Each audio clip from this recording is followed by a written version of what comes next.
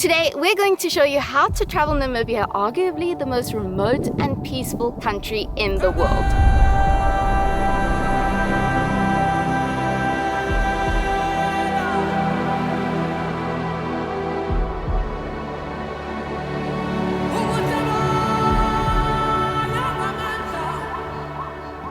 It is now one of our top 3 countries of all time, and it's hard to imagine how we're ever going to top this trip.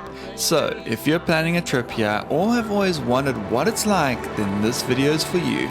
Welcome to the perfect 2-week trip through Namibia.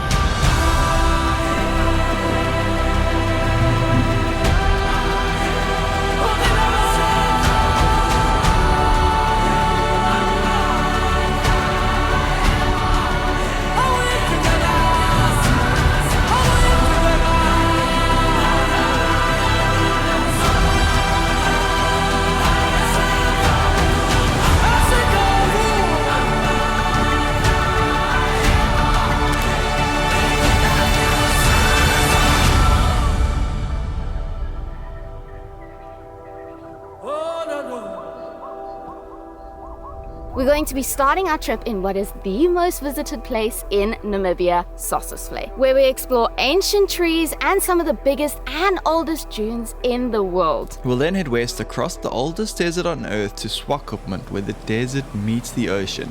It's here where we'll kayak with baby seals, eat a luxury seafood barbecue on the beach, and 4x4 up 1,000-foot tall dunes. We'll then head to the Erongo region where we discover ancient rock paintings and meet indigenous sand people. We finish off the trip in Damaraland, home to the world's last remaining wild black rhinos, and finally a 2-night stay near Etosha National Park, the site of a 3,000-year-old salt pan. This entire trip was made possible by Viatu, an incredible tour agency that are passionate about sustainable travel and creating amazing adventures for good people and the planet. So if you're looking for someone to plan the perfect trip for you anywhere in Africa, including Namibia, check down in the description, the link will be there. Our trip starts here in the capital of Windhoek, where everyone will likely fly into. A flight from either Cape Town or Johannesburg, South Africa will take around 2 hours.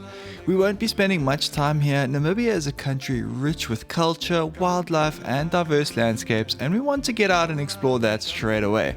However, if you land late and you need a place to stay before starting your adventure, or a place to rest afterwards before you fly out, we can highly recommend a stay at Galton House by Ultimate Safaris. So how do you get around Namibia? Well, there are a few options actually, but you're most likely going to be in a car. You can drive yourself around the country and stay at the different lodges. That's what we're doing on this trip. You can rent yourself one of those 4x4s with rooftop tents on them and do some camping along the way, which I think is so special, so unique to Namibia. You can organize yourself a driver that'll drive you around if you're not comfortable doing it yourself. And if you're feeling bougie, you can actually fly to each destination in a wee little plane. During our trip, we actually tried 2 different cars, the Suzuki Jimny, which is a 4x4 and great for hard to reach places, and the eco-friendly hybrid Toyota. We've got a Suzuki Jimny back home, and funnily enough, we preferred the Toyota this time. It was much lighter on petrol and such a smooth, comfortable ride. Jimnys are notoriously wobbly cars, but they look cute AF, so it's completely up to you. Now that we've picked up our wheels, the first stop is a 4.5-hour drive to the southwest of Windhoek to an area called Sossusvlei. Because it's a reasonably long drive, it's important to set out by at least midday, as the last thing you want to do is to be driving around Namibia at night. It's actually strictly prohibited by our rental agency. We'll be spending our first night at Camp Sossus, a 100% solar-powered luxury camp set in the middle of the desert. Camp Sossus only has 6 of these ensuite tented rooms, each with their own semi-open air bathrooms, hot water showers, and literally the star of the show, the stargazing rooftop bed. If you want a more in-detailed look at our time in Sossusvlei, you can watch the video linked on the screen now. We'll also leave a link to that in the description for you. Later that afternoon, we were treated to a sunset nature drive that included a stop for some drinks and snacks to watch the sun go down. A truly magical and peaceful moment that really set the tone for this whole trip. Dinners are also included in your stay here, and let me tell you, it is some of the best food we've ever eaten. Good morning. It's currently 7:30 in the morning. We got up at 4:30 this morning, had a quick breakfast coffee in our unit. We had some oatmeal and got straight into the car before the sun even rose. I think at like 5:30 we left sharp. And we are on our way to Namibia's literally most visited spot. And I'm telling you, it really is. We haven't seen many people this whole time we've been in Namibia, but since we got here, there's a lot of tourists, there's a lot of vehicles.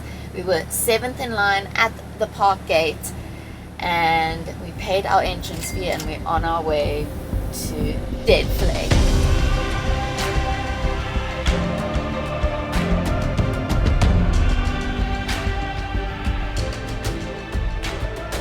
Welcome to Sossusvlei, famous for having these petrified camel thorn trees that have been here for almost 1,000 years. This is literally a destination that people travel all the way to Namibia just to see. It is so iconic. It's on all the Namibian posters, and as you come to the airport, it's there in the airport. We've seen this place on the internet, and honestly, we cannot believe we're even here right now. It is so beautiful, and it looks just like the pictures. And it's so peaceful here. Oh my word. Pinch me!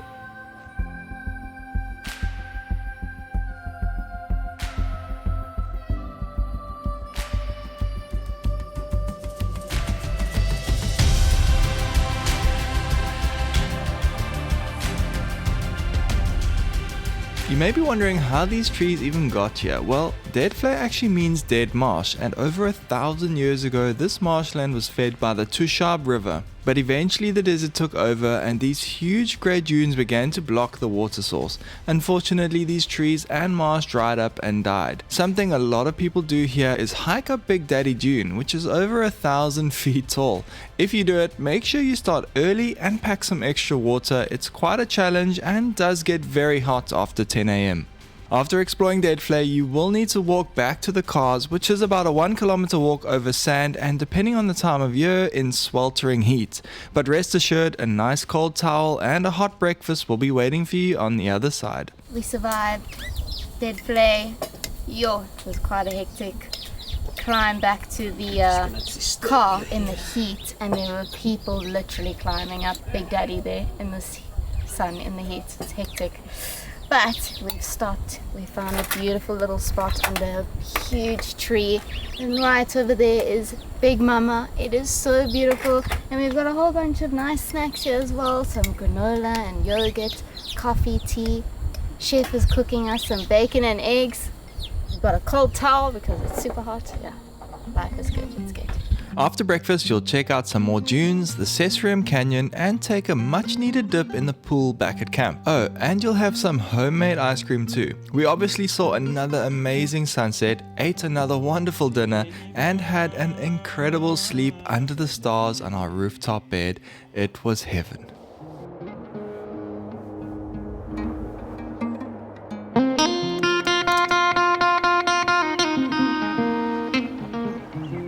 For day 3, we had a bit of a long drive ahead of us, 5 hours across the desert to the coastal town of Swakopmund. But first, a stop off at the cute little town of Solitaire for some gas and a slice of their famous apple pie. For night 3, we're staying at a boutique guest house called Fancy Fritz. This has to be one of the most well decorated places in all of Namibia. So pretty now. It is very fancy. It's a fancy Fritz. We were treated to welcome drinks in the lounge and after headed into town for a quick dinner.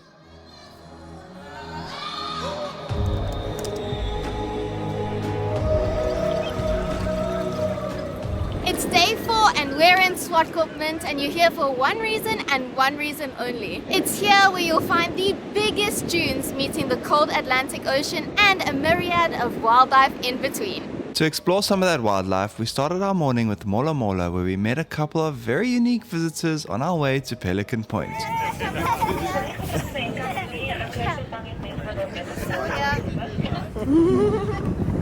Oh, that's a nice photo. It's really cute. Okay, I have that on his name. Really? Yeah, good. Yeah, there you go. That's your bird.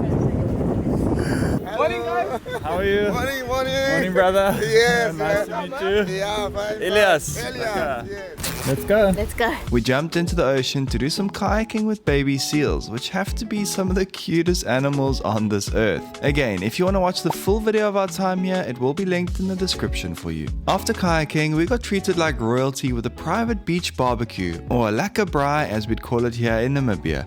We had perfectly cooked fillet steaks and even some crayfish. This is amazing. Gosh, this is so romantic. I literally feel like I'm on honeymoon. Yeah. So Maybe we should get married now. Can you officiate us? yeah, I can be the pastor anyway. Oh, thank you, Pastor Mandela. You can really tell that Mola Mola have been doing this for 28 years. They have refined the process, the food, the whole experience is just unreal. Out of this world. You have to do it. After lunch, we joined Peter from Mola Mola for the last part of our tour and probably the most exciting. From learning about the science behind the dunes staying in place to how the creatures have adapted to survive in this hostile environment. This tour and day overall was one of our favorite travel memories of all time.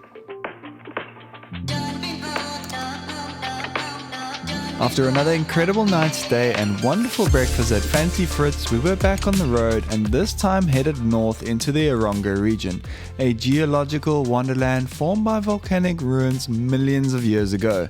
This region's most popular spot is definitely Spitzkoppe, where you can find this iconic rock formation, but unfortunately we weren't able to get a reservation anywhere near it. We would highly recommend you try and at least stay one night in Spitzkoppe. We'll be spending nights 5 and 6 at a place called Aiba, about 1.5 hours further to the northeast. Aiba is home to hundreds of ancient rock painting sites and located right next to the Sand Living Museum, where we'll meet the descendants of the oldest inhabitants of southern Africa and immerse ourselves in one of the oldest cultures on Earth.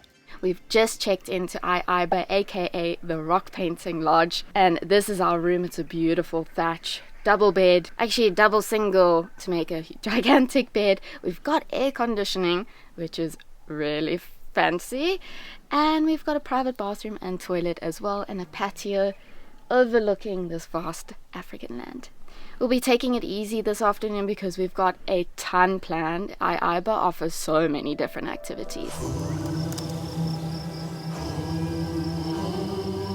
The first of those activities is a guided nature walk through the reserve to some of the nearby rock paintings. We even found a family of giraffe along the way. We learned so much from our brilliant guide Elias and got to take a break where you can only imagine thousands of years ago a Bushman family would have called their home, etching their life stories on the rocks all around us.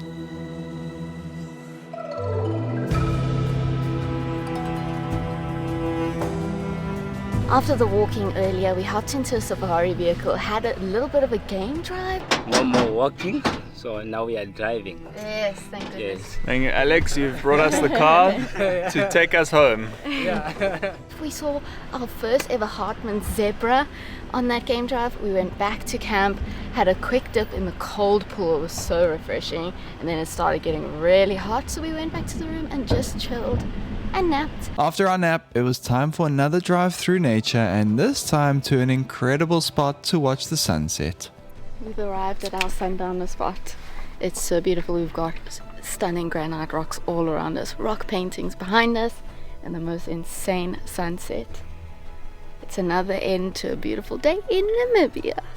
And Ronnie has just poured me a gin and tonic, so I'm the happiest man in Africa. Fantastic. On day 7, we woke up bright and early to do some e-biking through the reserve and over these incredible rock formations. And then it was time for probably the most meaningful experience of this whole trip. Once again, a full video of our time here in the Erongo region will be linked in the description for you. It's definitely one worth checking out. We've just arrived at our final activity, and we definitely saved the best for last. We are here at the Sand Living Museum. You can order a tour through Aiba, the lodge, or as you check out, you can just come and drive here. I'm so excited for this. This is the best thing you can do in the area by far. Kacha. Ali Kacha. After our lesson on how to make fire, the ladies and children shared their songs and craft making. We did the rainbow dance together, which is a dance used to celebrate rainfall in this extremely dry environment. Their happiness is so infectious, you can't help but feel emotional seeing their gratitude for the small things in life. Being surrounded by these incredible people teaches you the importance of being connected to nature and family, and that nothing else really matters. We are. May we are. Good. Thank you. Kaja. Kaja. May we are. We are. That was unreal. Beautiful people, so friendly. I'm gonna cry. Yeah, me too. Super emotional for that experience. I go. Hey? There we are. That was so beautiful, guys. I could just live here. I don't like normal society. I love these people. After pulling ourselves together again, we set out on another 4-hour drive to a region known as Damaraland, a place of awe-inspiring desert scenery, rare wildlife, and some superb remote lodges. We've come in to see the last remaining and critically endangered wild black rhinos. This part of the trip is definitely optional. We would probably not recommend it unless you really love getting off the beaten track and learning about conservation. We'll be spending nights 7 and 8 here at Camp Doros, another one of Ultimate Safari's completely solar-powered camps. Once again, we were treated to lovely sunset welcome drinks and a delicious dinner.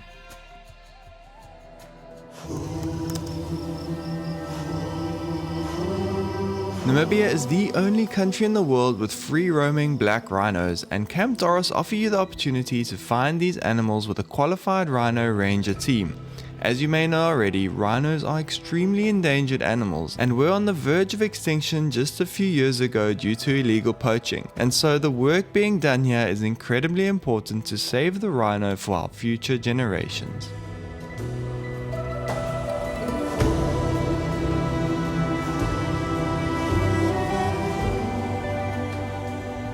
We spent the rest of our time in Damaraland relaxing and going on nature drives, but mostly just enjoying the remoteness of it all. Oh, and of course we ate more incredible food. This is a chicken drumstick. I debone it, then I stuff it in with spinach and feta cheese. And, and this is marinated mushrooms, garden salad, and here's mozzarella cheese topped with the tomato and basil pesto.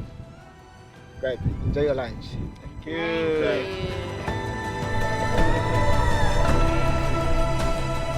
If you want a more in-depth look at our time in Damaraland, it will also be linked below for you.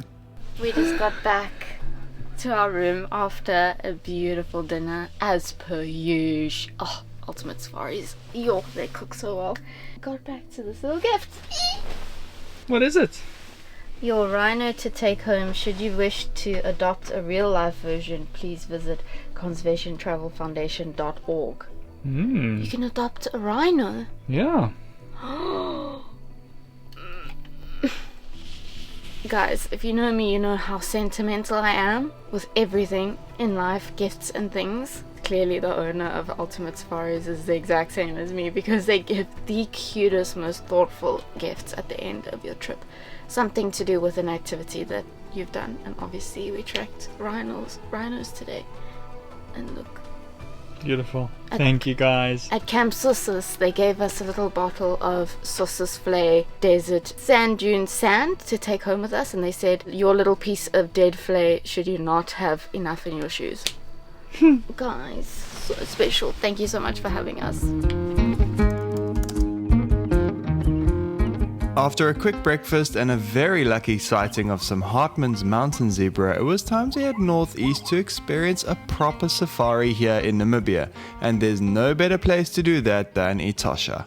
The word Etosha comes from the Ndonga word meaning great white place. This refers to the Etosha Pan, which is a 120-kilometer long dry lake bed, which makes up a large part of the Etosha National Park. We just checked into Safarihoek, which is located on the Etosha Heights Private Reserve, and it shares a boundary with the Etosha National Park, so whichever animals you find in Etosha National Park, you'll find them here and vice versa. The entire park is home to 4 out of the big 5, and the national park is one of the biggest in Africa. This lodge is absolutely stunning. Look at the elephants behind me. We've got 11 rooms here. Excuse me. We've got 11 rooms here. There's a restaurant area there with a beautiful patio overlooking the watering hole. There's a beautiful pool and day beds, and all private safaris are included in your stay with the most incredible guides. There are so many advantages of staying on a private reserve as opposed to in the national park, and we'll go over those a bit later. Nothing beats an outdoor shower, especially when you've got views of the animals having their own shower at the watering hole. We got to go on a very exciting nature walk with Michael, one of the best guides in Africa. We also went on our first game drive, and that afternoon had an incredible sunset experience surrounded by a whole herd of elephants. We have just stopped here for a sundowner. There's a zebra right over there, giraffe right over there, and a huge herd of elephants drinking. There was also a giraffe drinking, which was another first for us and apparently a very rare thing to see. Since giraffe get all their moisture from the vegetation they eat, they can go days or weeks without actually drinking. They also risk passing out from the sudden increase in blood pressure. Luckily, their veins are well equipped with special valves which prevent blood from flowing too quickly to the brain. Honestly, this has to be one of the most incredible elephant sightings we've ever seen in the wild. To watch how the entire herd protect their calf, who must have been just a few days or weeks old, was just amazing. Couldn't be more in my element right now. How insane.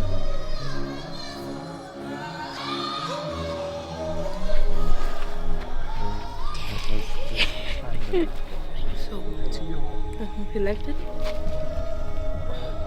It's surreal, guys. Best sunset spot ever. As always, you can watch the full video of our time at Etosha, linked down in the description.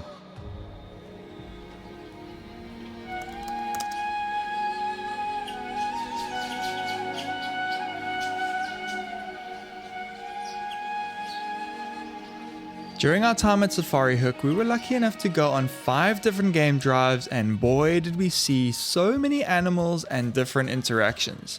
We saw dozens of plain zebra, giraffe, wildebeest, gemsbok, springbok, eland, red hartebeest, these cute waterbuck, and then 3 of the big 5, lions. There's a whole pride of lions underneath the tree here. At least 10 of them.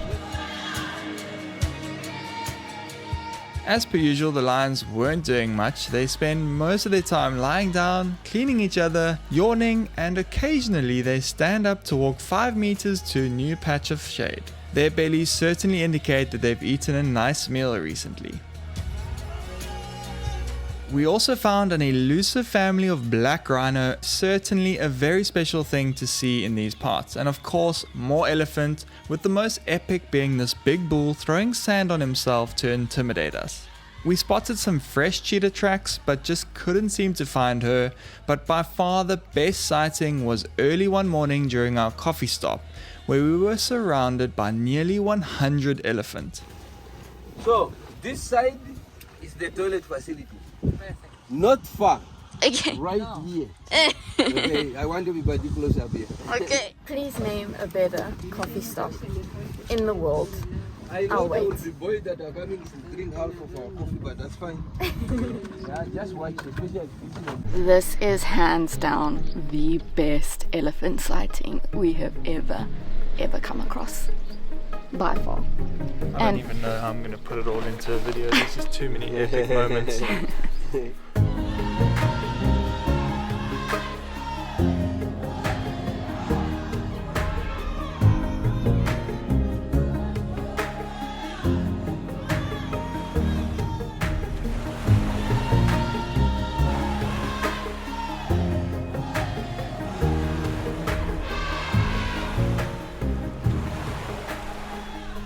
Rhett's been probably over 100 safaris all over Africa, and this is his best elephant sighting ever. Crazy. Yo, Etosha is lit. Yeah. Insane. Like, we don't even know where to look. There's so many different interactions. There's probably close to 100 elephants around us right now. I cannot believe that we are witnessing this moment right now, first of all, and we are the only people here right now. And if this was Etosha National Park, I rate there would be probably 50 vehicles all around this watering hole right now. Like, you wouldn't get a clear view. We are the only vehicle here by ourselves. That is so rare, guys, to experience on a safari, and that's really one of the reasons why you should stay in a private reserve like Safarihoek, because it's just more intimate and beautiful and quiet and so special. It's incredible to see these babies interacting with the world around them. These little giants don't know how to use their trunks for the first 8 months of their life, so they can be seen holding them up in the air and waving them around like they just don't care. Rhett got his favorite shot of the trip, which was a young black-backed jackal peeking its head through the thorn bushes. We also learned about the little guys like these ground squirrels who are absolute workaholics, creating burrows that can be hundreds of meters long, which, funny enough, these yellow mongoose actually end up living in. In the area, we saw one of the ugly five, this spotted hyena who was super skittish and didn't want to be filmed, but was still a cool sighting.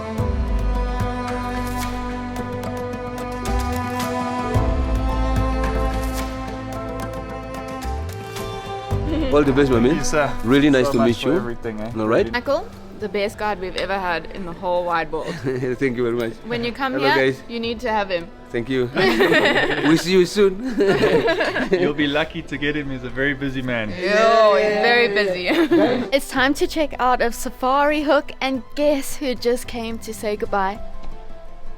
The entire herd of elephants that we saw yesterday. We haven't seen them at this watering hole since we got here, and look at them.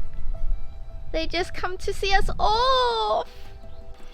Just filling up the tank because we've got a big drive ahead of us. We are making our way to Windhoek, and it's actually the end of our trip now. We just have to commend our travel agency VR2 for making this all possible and putting us here at Safarihoek.